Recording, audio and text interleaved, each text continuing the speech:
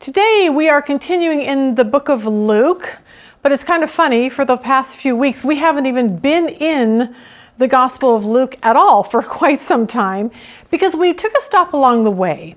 I wanted to talk about the disciples, the men who gave up their lives and followed Jesus. These were the men that were closest to him. So what I want to ask today is this. Once we understand how the disciples acted, the question is, what do we do? What do I do as a follower of Jesus?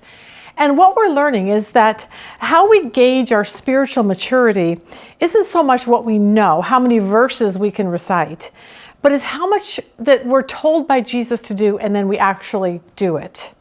Now, for this particular bite-sized Luke series, we've been going through the Gospel of Luke. I did this series about 10 years ago. And what I'm doing is taking things out that don't matter to you now 10 years later. My goal was to shorten the lessons up into smaller bite-sized lessons, but that doesn't seem to be helping right now, doesn't seem to be happening very well, because I can't seem to shorten up lessons that are talking about one thing for the entire time. So all that to say, you're stuck with another longer lesson today. So join us today as we see what being a disciple of Jesus actually looks like, and then eventually in the next couple weeks we'll head back into Luke.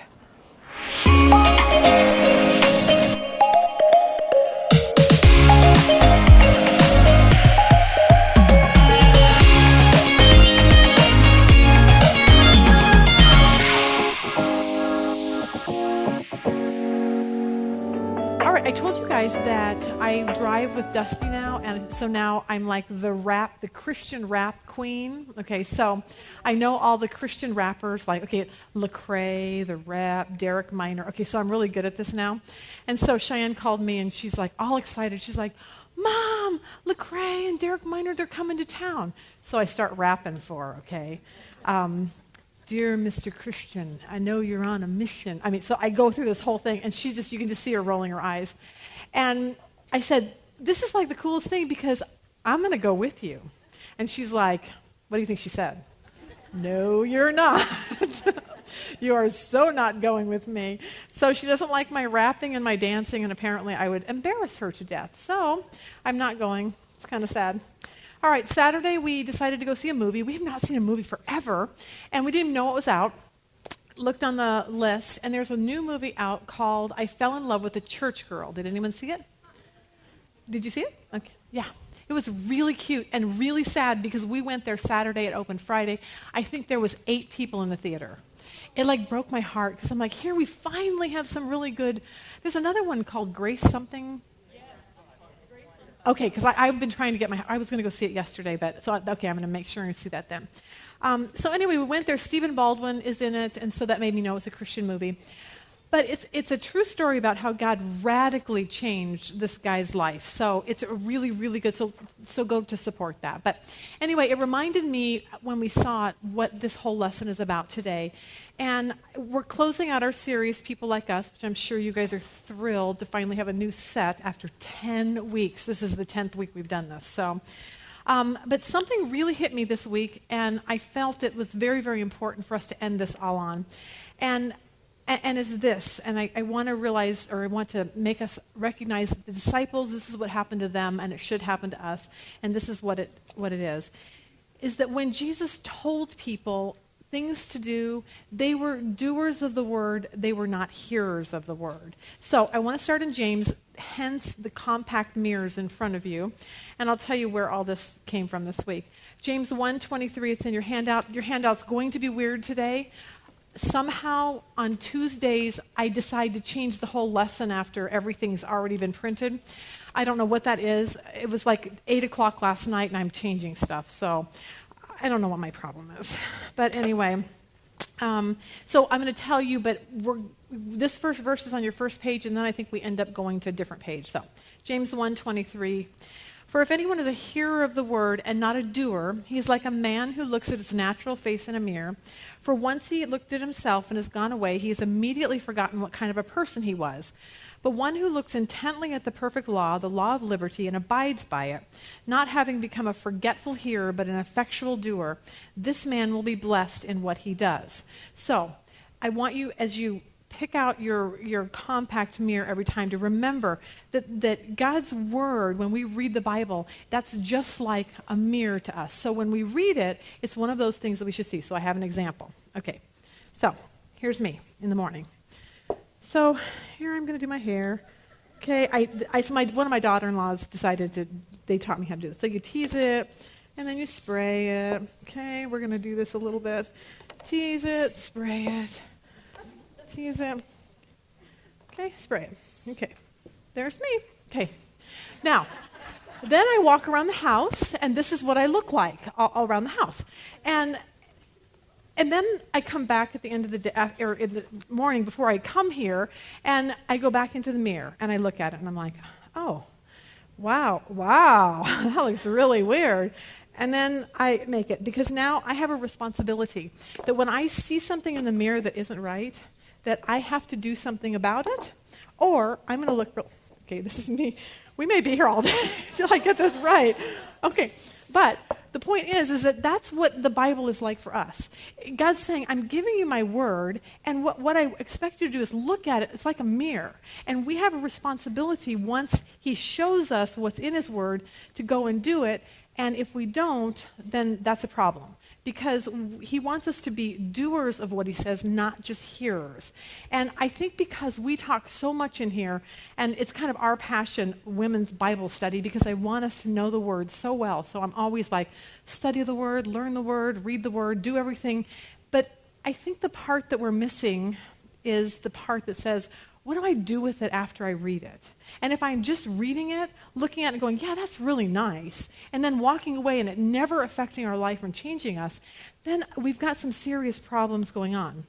Now, I realized this week, God always teaches me really lessons that he wants me, and I always blame it on you, because then it's your fault that all this happens to me, because that's a lesson I have to learn.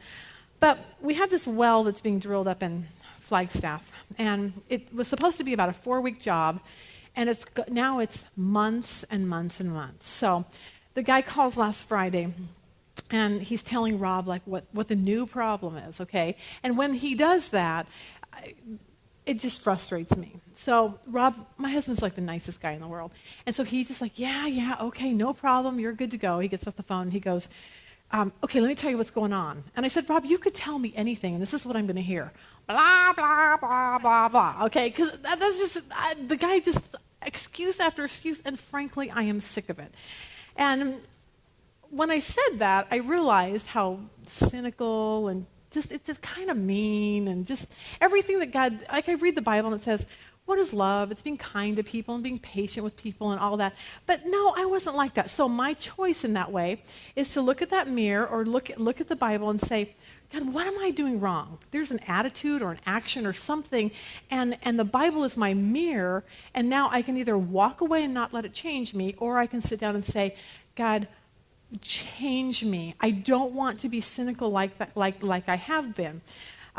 This isn't in your handout, but it's a verse Rob and I talked about after that. James 3:9-10. He says, he's talking about our mouth and our tongue. With it we bless our Lord and Father, and with it we curse men.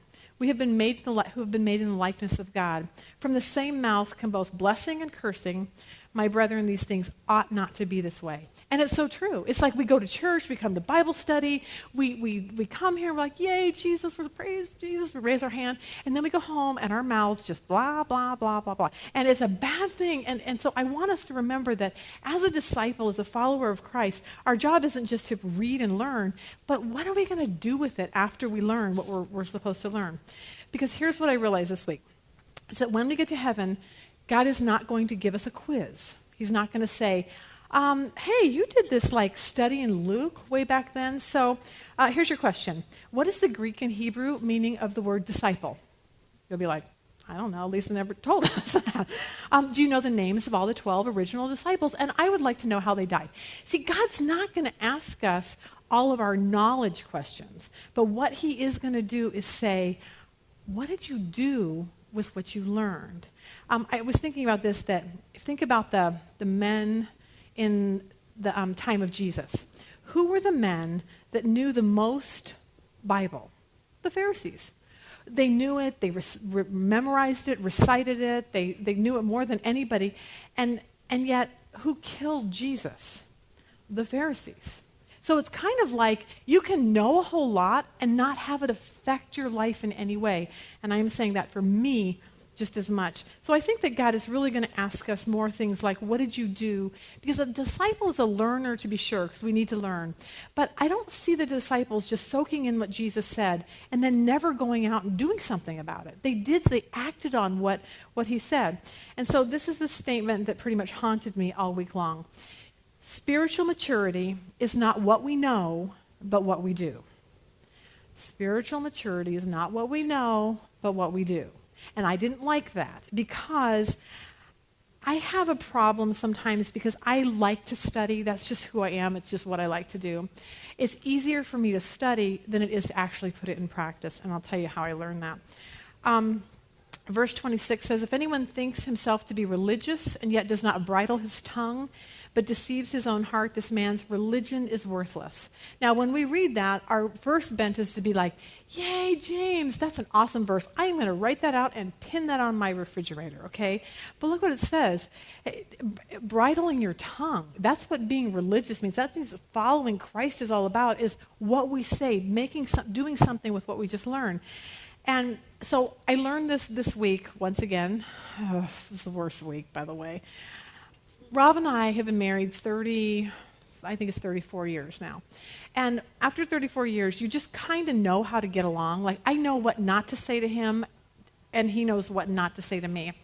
Last Monday, we were driving back from Flagstaff, and we got in the biggest fight. It was the stupidest thing. It was like little 2-year-olds. And I would say something mean to him. It would be like, you're mean. You're meaner. You're the meanest. You're the meanest. Okay, whatever. It was just the stupidest thing you've ever seen. But it was ugly and it was mean. And I said mean things to him and he said mean things to me. And it wasn't because, like I said, after 34 years, you're just kind of like, whatever. It's just nothing is that big of a deal. But it kind of was. So we get home, and I'm still really annoyed with him. He's annoyed with me. We get home. Our kids work at home. So, of course, they walk out, and they're like, hey, Mom and Dad. We're like, hi. They're like, what's wrong? Nothing. Okay, so we go our separate ways. Here's me. I go grab my computer, and I walk out the door. And he says, where are you going? And I said, I am going to study for my Bible study. Okay. Really? Okay, I'm angry. I screamed and yelled at my husband, and I'm going to go study my Bible because it's way easier to study this stuff than to live it, okay? And I'm right there with you if that's your problem. So he said, no, we need to talk about this. So we went into the office, and we sat down, and we tried to work through it, and we were pleasant, but no one said they were sorry because I'm pretty sure that I'm right. I think that's a woman thing. But so I knew I was still mad at him that night and you'll laugh at this because you probably get this. So when we sleep, I have to sleep on my back. So I take my leg and I put my leg over top of his leg, and that's how we sleep. Well, that night I put my toe on his foot. I'm like, that's the extent of how close we're getting tonight. So I knew I was still really annoyed with him. But the great thing about my husband is he has this spiritual maturity thing really down. For him, it's not just like, oh, I'm going to read the Bible and read the words on a page, and then we're going to be good to go. He lives it. So he woke up that morning, and first thing he reads is Psalms 139. I think I put it on your thing. Search me, O God, and know my heart. Try me and know my anxious thoughts, and see if there is any hurtful way in me, and lead me in the way of everlasting life. Okay, now I practically hate that verse, okay? I just that would be the last verse I would go to after that, because that's what I'm saying. Spiritual maturity is not what you say, it's what you do, and he's got this thing figured out. So for him, it's just not words, and God just convicts him, and so he sits down with me, he's like, Lisa, I'm so sorry. Well, I'm sorry too then. Okay. I mean, it's just ridiculous, but it just made me realize that it's hard, especially as a woman, I think, because, like I said, we think that we're right all the time. But I think we forget sometimes that that's why we read our Bible. It's so that we know how to act and how to treat other people. And he's just like, I'm so sorry. So for him, it was this heartfelt, God convicted me. And that's what spiritual maturity is, okay, which apparently I don't have much of, and I realized that this week. So, But I think that real life, spiritual maturity is not what I know, but what I do. And so I thought about that this week as we were doing this lesson. I thought I really want us to realize that we could come here and we can do this every day until the day we die. But if it is not impacting our life, and that was my prayer, because I had to really look in my little mirror after Rob and I got done with this, and I had to be like, man, something's really wrong with me. Okay, it's not Rob, it's me. I got a bad attitude, I'm cynical, I'm grumpy, I'm witchy, whatever the issue is. And I had to look and say, I didn't just walk away and forget it. It bothered me all week. I'm like, God, what's wrong with me? Please change me, because that's what I need in this whole. Granted, he was grumpy and I was grumpy and whatever, but I can't look at him, just like he always says, Lisa, I don't look at your sin, I look at my own sin, which is really a good thing. So today we're going to, that was just my little side note. Okay, now we'll start the lesson. So today we're going to talk about, I told you last week we would talk about the difficult sayings of Jesus, because when he says things, you and I are going to have to either obey him and listen to him, or we have one of two choices. We're going to walk away, or we're going to do what he asks us to do. Those are really our two options here. So the thing is that as a follower of Jesus, we're going to say, are these words just sweet and nice things that Jesus says, or is it something that's going to affect my life? So this is where you're going to have to go to, I don't even know what page it is, 3, 4, it's John 6:51 through 56. Page 3, okay. I flipped this around last night because I was running out of time, and I knew I needed to talk to you guys about this because I told you I would last week. So this is one of the weird scenes in the Bible where Jesus says something so outrageous that you're just like, what does that mean? So we'll read this, we'll deal with this, and then we'll go from there. John 6:51 to 56. I am the living bread that came down out of heaven. If anyone eats of this bread, he will live forever. The bread also which I will give for the life of the world is my flesh. Then the Jews began to argue with one another, saying, how can this man give us his flesh to eat? So Jesus said to him, truly, truly, I say to you, unless you eat the flesh of the Son of Man and drink his blood, you have no life in yourself. He who eats my flesh and drinks my blood has eternal life, and I will raise him up on the last day. For my flesh is true food, and my blood is true drink. He who eats my flesh and drinks my blood abides in me, and I in him. Okay. Picture yourself sitting there listening to Jesus say that. And honestly, I would be a little confused too, and I'd be like, that's disgusting. Like, what does he mean? Like, they think he's coming to become king and take over, and he's saying almost cannibal, vampire, weird stuff. And you're like, I don't even get what he's talking about. But I think what we have to see is that when we come to difficult parts of the scriptures, we have a choice to either say, that's stupid, that doesn't make sense, I'm out of here, which a lot of the disciples did. Or we can say, what does that mean? Let's get down and study and talk about what exactly does Jesus mean when he says that, because it's got to be important or he didn't say it. So just for you, so that you know what it means, Jim Drake is a pastor, and he did a really good little synopsis on this. So this is what he says it means, which made sense to me. It's on your handout. He's talking about what it means to truly believe in him. Believing in Jesus is more than just wanting him to do good things for you. It's more than just believing a set of facts about him. No, believing Jesus is feasting on him. Believing Jesus is dwelling in him. Just as you take in food and drink to keep you alive, if you're a believer, you have to continually feed on Jesus to keep you alive. As you hunger and thirst for food, your spirit will hunger and thirst for Jesus. Jesus is giving a very graphic picture of what it means to have a relationship with him. A relationship with Jesus is intimate, it is life-sustaining, it is continual, it is living, and it is life-giving. And if you have that relationship with Jesus, it is forever. You will live forever, feeding on the bread of life forever. So I thought that was a great way to put that so that people understand what that exactly meant. But for many of the people that followed him, he had his 12, and then there was lots of other disciples that weren't in his inner circle that followed him during this time. And when they heard Jesus say that, look what John 6:60 says. Therefore, many of his disciples, when they heard this, said, this is a difficult statement. Who can listen to it? So they're right off the bat totally confused, just like I probably would have been. But Jesus is trying to make this point that I'm not here just for miracles. I'm not here to just feed you bread and give you sustenance that way. I want you to know that it's more of an eternal thing that I'm here for you to feast on forever, for eternity. And he's trying to make that point. But the crowds didn't understand what he meant. So they start to disperse. And they're just suddenly leaving. And you can just kind of see Peter and James and John looking at Jesus like, whoa, Jesus, this has been kind of fun. Like, people love you. They love us because they love you, and we're kind of you're the rock star, we're the groupies or whatever. People come to us because they love you, and now they're all leaving. Jesus, do something. Like, do a miracle, raise someone from the dead, do something, because what you're saying when you say the hard stuff, people don't want to hear that. And that was Jesus' point. Like, you're right. People don't want the hard stuff, they want the easy stuff. But the tide is kind of turning, and he's saying, here's the deal. If you're going to be my disciple, you're going to have to deal with the hard stuff. That's what's going to have to happen. Look at verse 61. But Jesus said, conscious that his disciples grumbled at this, said to them, does this cause you to stumble? Kind of, yeah. He knew exactly what they were thinking.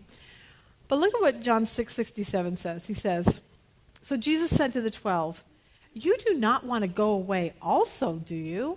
I mean, he just knows exactly what they're thinking. Like, okay, when we're hit with really difficult things that Jesus says for us to do, what are we going to do? Do you want to leave? Do you want to walk away because it's not how you thought it was supposed to be? And you kind of look at Peter and James going, okay, the crowd's thinning out. They're being laughed at. The leader of the way seems a little crazy. And now Peter and James and John are looking around like, I don't know what to think of all this anymore. And I think the question that Jesus asks them is the same one that he's going to ask you and me when we come upon those times when your family thinks you're crazy, when you get fired from your job because you actually stood up for your faith, when you're sick and tired of being married to your spouse, and you know what the Bible says you're supposed to do, but you're just done. You're done. And those are the days that you and I are going to face the same thing that the disciples faced. Like, what are you going to do? Are you going to leave too because you don't like what I have to say? And as a disciple, we're going to have to determine that in our head. And I always say we need to determine it now before it actually happens. So I think it was a defining moment for these 12 and a lot of those that walked away and the ones that stayed, defining moment for them. Because we have to come to ask ourselves, will I follow Jesus even during the difficult times, even when he says to do something that I don't really like? John 6:66 says, as a result of this, many of his disciples withdrew and were not walking with him anymore. See, and this is a great verse to tell people because people go, oh, once saved, always saved. Okay, whatever. I always say, if you're saved, you're going to persevere to the end. You're going to work your way through the really difficult times. You're not going to just walk away. You just won't. You can't. Because God said, Jesus says, I'm the author and the finisher of your faith. So he authors it. He's going to finish it. You're not going to walk away. But there are these pretend disciples that show up because they want the miracles, they want the food, they want the free stuff. Rob was doing a study this morning, and what did they say? Do you want to be a consumer or a follower? And those are really our choices, because there's a lot of people that are just consumers, and a lot of the disciples were. They wanted him to feed them. They wanted him to heal them. But when it came time to doing something difficult, they're like, yeah, no thanks. Now, Peter's response is amazing, and I feel like we've talked about this a couple months ago, but I can't remember because that's just me, but if we did, it's worth hearing it again. But when Jesus asked him, what do you guys want to do? Peter says this in verse 68. Simon Peter answered him, Lord, to whom shall we go? You have the words of eternal life. And I really started thinking about that, and the question is, where would I go? Like, where would you go if you walked away from Jesus? I don't know. The thought frightens me because every one of us, we're going to have to come to that point sometime when bad things happen. And you're going to wonder, why is God silent? When little Katie Wagner died, it made me really mad at God. Really, God? Why would you do that to her and her family? I don't even understand that. And in all of our lives, we're going to be hit with these really times where you just don't understand what God is doing. And you and I are going to have the choice. Are we going to walk away or are we going to stay? And Peter says, where would I go? And here's your options. Alcoholism, drug addiction, false religion, something that isn't true, Buddhism, Mohammedanism, whatever, you name it. Higher learning in school, I just want to go get my education. Okay, that's great.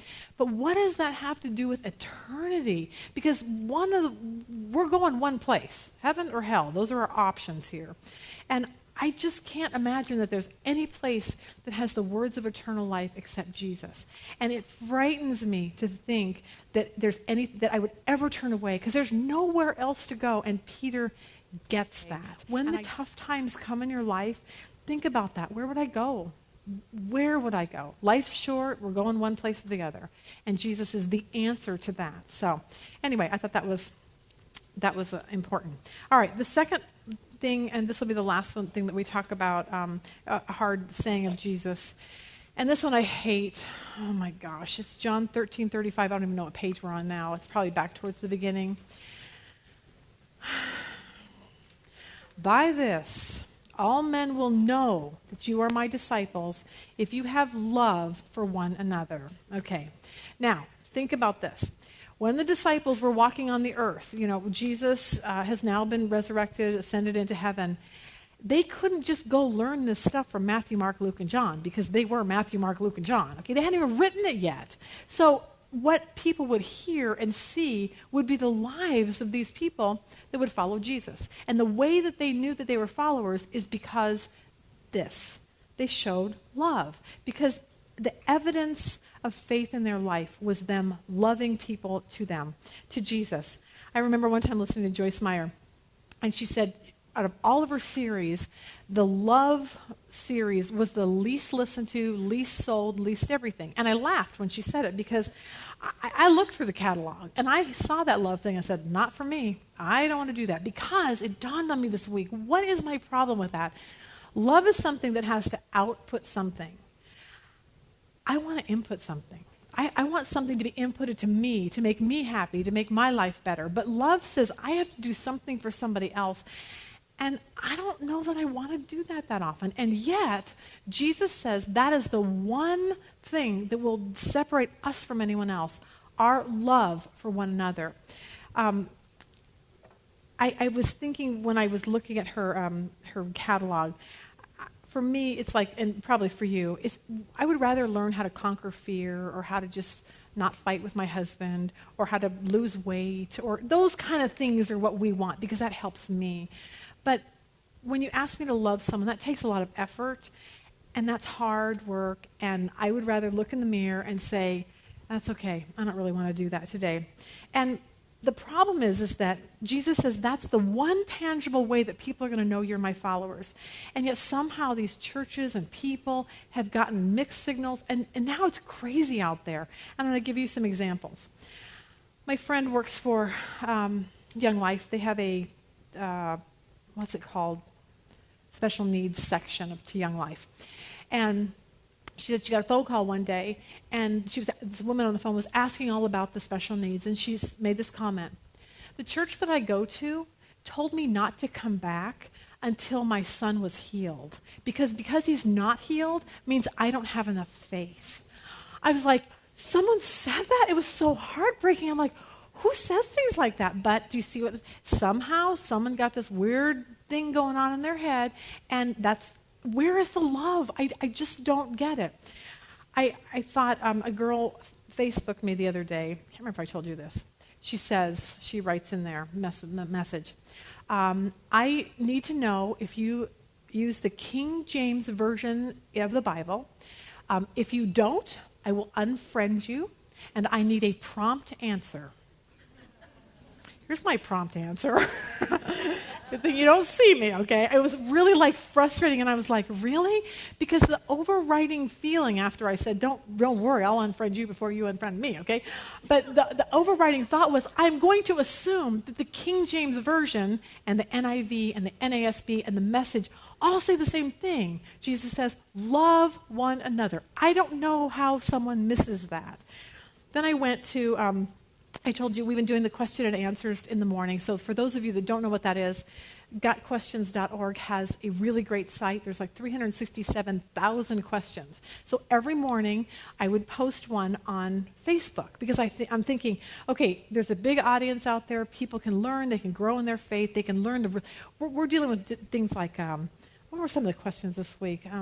Miracles. Oh, why does God allow tsunamis and hurricanes? And what does the Bible say about whatever? I can't even think of them right now. But anyway, they're really, really good questions. So I post them on Facebook. And this girl and this guy start arguing with me. Like, what are you saying, Lisa? That there's no such thing as miracles? And I'm like, I didn't say that there's no such thing as miracles. And I was trying to explain my point. And the guy, like, I can hear him yelling at me the way he talks. And he's arguing with me. I've seen dead people come back to life. Pick a side, Lisa, pick a side. And I'm like, okay, here's the side. I'm going to block you too, okay? But the point is like, where are people so unloving, like, about Jesus and the gospel and who's right and who's wrong? And I used to be that way. Thank the Lord I'm not anymore, because I just think God's saying, I just want you to love one another. That's what's the key to this whole thing. I had a lady email me one time. I think it was a lady, maybe it wasn't. And she basically told me I was going to hell because I'm teaching men. And I said, okay, somehow you missed the bright pink button, hot pink, not less, that says women's Bible study. This is not a men's Bible study. If men are here, they're not, David. David has to be here, though. But it's not a men's Bible study. It's just not. But if someone joins, it's not my fault, whatever. But it's kind of like, I don't know what the problem is, but we need to get back to saying, look, as a disciple, we need to get rid of the whole divisions in the churches and say, you know what, let's just love Jesus. That would be a really, really good idea. Look at 1 Corinthians 8:1. Back in the days of Paul in Corinth, they had a problem with people that would sacrifice like a lamb or a goat or whatever. They would sacrifice to idols, and then they would sell that meat on the open market. And Christians would come along, and they were concerned, do I eat the meat? Does God allow me to? Should I not? What's the plan here? And so those were the issues that they had back then. But for us, it could be questions on baptism or speaking in tongues or what translation of the Bible to use, whatever. So that's kind of the background to this. Look at verse 1. Now about food offered to idols. Of course we know that all of us possess knowledge concerning these matters, yet mere knowledge causes people to be puffed up, to bear themselves loftily and be proud. But love, affection, and goodwill and benevolence edifies and builds up and encourages one to grow to his full stature. Because that's what Jesus says. The greatest of all the commandments. Someone asked him, what's the greatest commandment? Love God with all your heart, soul, and mind. And then love others. That's just it. The whole law comes down to those two things. And the more we know God and look in the mirror at ourselves, the more we're going to be able to love somebody else. But honestly, I just think it's really hard. It just is. And I'm right there with you. And every day, and now that all last week happened, and now with the mirror thing, I realize when I read something, I don't want to read it any longer just to read it. I want to say, God, change my life. Because if you're not changing my life and I'm just doing this for knowledge's sake, I don't want it to be like that, because I don't think that's what God calls us to do as his followers. I read a story of a woman who got a divorce. She lost her whole family. She was in complete desperate need. She went into depression. And she went to church. And she said all the people did at church was shake their hand at her and wave their finger, probably somewhere down in the south, I would say. And so she left the church and she started going to the bar. And finally the preacher came to her one day and said, why are you doing that? And she said, because the people at the bar smile at me. Okay? So it's a really good lesson to us, a life lesson. Say, do I smile at people? When did we become this judgmental, loveless group of people? I don't know, because we're all reading the same Bible. But I think it comes to do with like the churches that we go to, or the legalistic backgrounds that we've gone through. And the church, people say, you have to do this and you have to do that. And I was just reading an article of a church that there was some gay pride thing, and the church was all up in arms and don't let those people in. And yet the church across the street said, everyone welcome. Because you know what? People that are gay, they need Jesus just as much, but how are they going to find him if someone isn't welcoming and say, come in, join us, and let us share with you Jesus that can change your life, okay? But somewhere along the line, we've been told to separate and don't have anything to do and get in your little clique and I don't want us to be that way. I want us to be women that say, let's get out there and love one another. Okay, now for me, I'm sick and tired of hearing the word love. If I go to another wedding that I have to hear 1 Corinthians 13, I'm pretty much going to throw up because they start talking, love is patient and love is kind, and this is what I'm thinking. God, I hope they have really good food. I mean, I wonder what they're having for dinner. Like, they just lose me when I hear 1 Corinthians 13, okay, because I'm kind of just tired of the whole thing. But it made me think, okay, if Jesus is telling us that we're supposed to love people, what exactly does that mean? Does that mean it's a feeling? Do I have to feel love in order to actually do it? And I think the perfect example is Romans 5:8, that God demonstrates his own love towards us, and that while we were yet sinners, he died for us. It wasn't like he felt like he loved us. It wasn't a feeling. It was like he went to the cross for us out of love, and that really wasn't a feeling. So I think that the first thing we need to realize is love is a choice. It's something that we have to make a choice. Now, I found this and I thought it was kind of funny. Cards that you will never see at Hallmark. Okay, Hallmark is the love and you're the most awesome person. So I wrote them out for you because they were really funny. Looking back over the years that we've been together, I can't help but wonder, what was I thinking?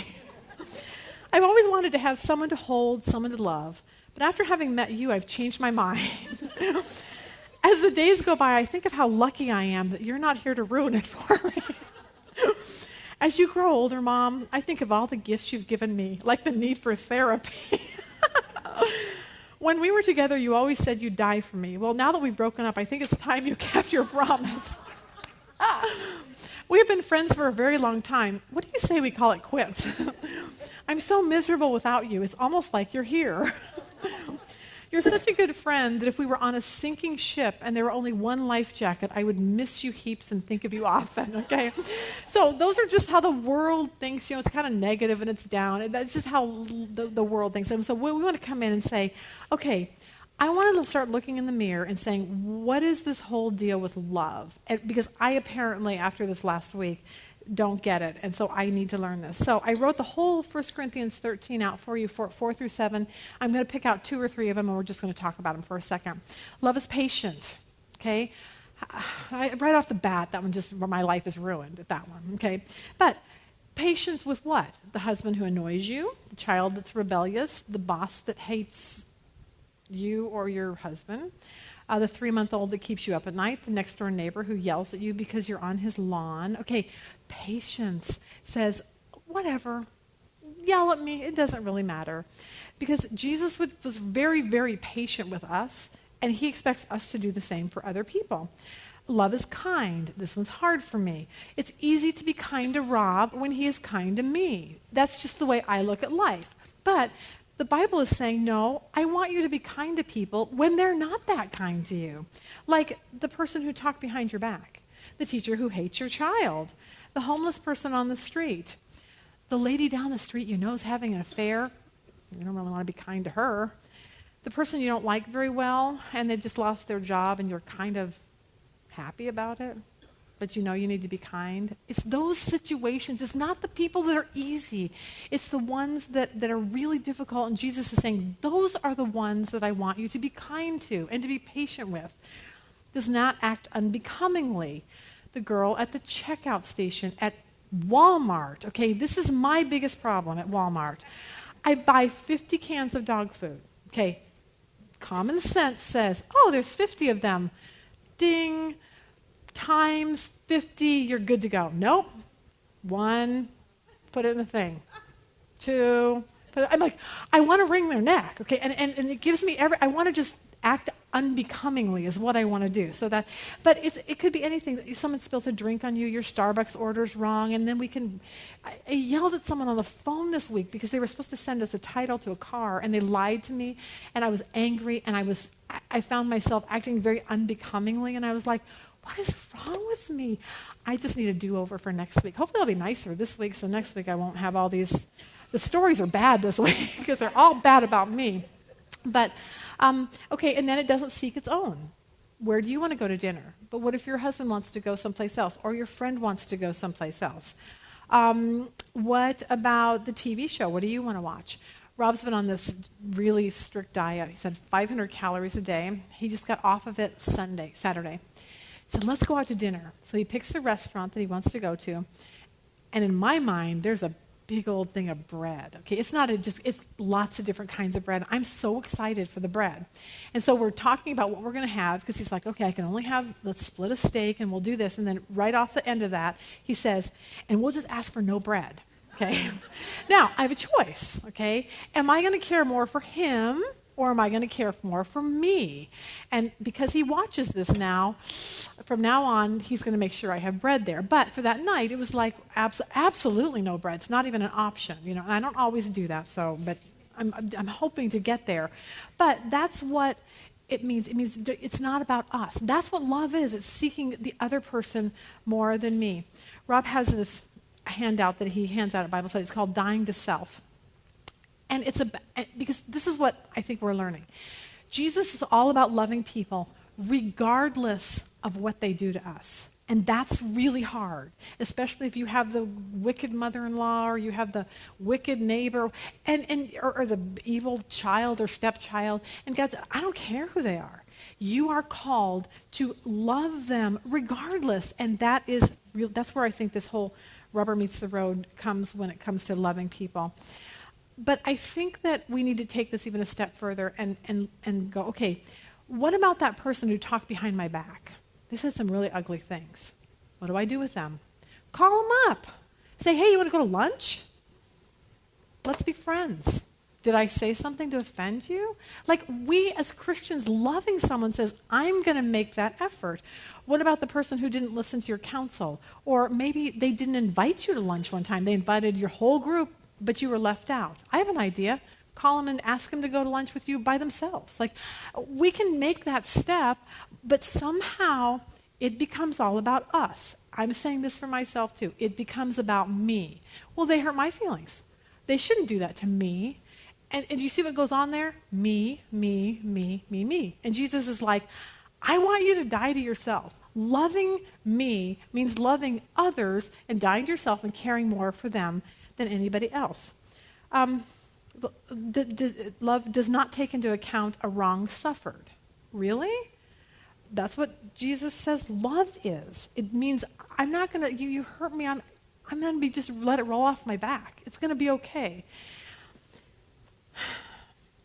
Because I think that our problem is that we want people to do what makes us happy. And Jesus comes along and said, I died on the cross for you. I did all of this for you, and you didn't respond to me very well. And he's saying, as my disciple, I expect you to do the same thing. And that's what he's calling us to do. Not just be hearers of the word and go, oh, love is patient and kind and never jealous or envious or boastful or proud. Okay, that's cool. Shut the Bible up and go about our day. No. He's saying, we're going to study this, and I'm going to tell you what love really means, and now I expect you to go do it. Because that's the only way that people are going to know that you are my disciple. Because the world says you should be hateful, and you should be bitter, and you should be angry at the person, and you should talk about them behind their back, and you should do all those things and write them one of those Hallmark cards that won't ever be. But he says, no. He said, because how you respond to those kind of people is going to say a lot about your spiritual maturity and my spiritual maturity. We're watching a show one night. It's called Standoff. It's about these two crisis negotiators. And this kid comes in, and he comes into a hospital, and his sister's on a stretcher. He pulls out a gun, and he tells the surgeon, I need you to get this particular surgeon that can help my sister, or I'm going to start shooting the place up. And so they're trying to negotiate with this kid, and the problem is that his sister was dying. And his mom and dad had died, and he was probably 15.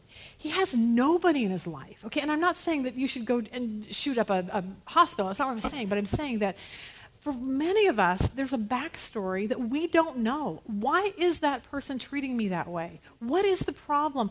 And we take it so personally instead of saying, all right, God, let me walk a mile in their shoes. Let me see what it is that makes them so bitter and angry and hateful and mean to me. What is that problem? But regardless of what that problem is, Jesus, you tell me that I'm supposed to love them. And that means me giving because you gave. So that means I need to be the first one to make something better. And that is really, really hard, because if we take that into the real world with the kid who shoots the gun, there's crazy and sinful people, and they do stupid things, and they kill people, and they become prostitutes and drug addicts and alcoholics, and many people are mentally ill, and they can't get the help that they need. And yet what are we going to do about that? Because our job as followers of Christ is to come alongside of them with compassion and compare. No, compassion and compare. That didn't make sense. Compassion and care. And it's our job to point them to Jesus, not to condemn them. Because I think the thing is, we look in our little mirror and we say, God, I just don't deserve this. I don't deserve to be treated this way. And Jesus is like, yeah, well, I didn't deserve to be hung on a cross, but I was. And because I did that for you, now it's your job to go do that for other people. And I'm going to tell you that it's really, really hard, and it means I have to give up my rights. And I think that's the one thing that I learned this week, is that I have to look in the mirror and say, God, why do I think that this life is about me? And because I do, I'm looking in the mirror, and I want to stop that. I want it to be about everybody else. And how that plays out, I don't know. Rob and I were even talking about it before we got here this morning. I said, Rob, one of my kids needed me to watch their grandchild today, but I had plans, and I was doing some stuff. And I said, loving means what? Do I cancel my plans? And I don't know what that even looks like. And so I think for each one of us, we need to sit back and say, what does that look like? Because see, we can get really self-righteous and say, I would never act like that to somebody else. And you may not. But other people do. And when they do, what is our responsibility as we close out this series? Am I a hearer of the word, or am I a doer? And that's why I wanted to give the compact mirrors. Every time you pull it out of your purse, I want you to think, ooh, am I a hearer or am I a doer? And think about what you read that morning in your Bible. And say, did I learn something to go out into the world, to love people and to share Jesus with others? Or is my life all about me? Okay? Because if it is, then we need to learn to be doers and not hearers of the word. Do I love people or do I love me? Do I serve people or do I serve me? Do I know what's in the Bible or do I do what's in the Bible? Big difference there. All right. Last statement, the one we've said all day long, memorize this. Spiritual maturity is based on what we do, not what we know. Because we can have all this knowledge, but it's got to move forward into being disciples who love others, because when we do, they can come to Jesus. All right, I hope that helped you today. Over the past few weeks, we've been talking a whole lot about what it means to follow Jesus, how the disciples reacted to Jesus, if they did what he said. So I'm hoping that you're getting a glimpse into the life of what it means to follow Jesus. Next week, we're going to talk about how our choices affect our lives. So I will see you then.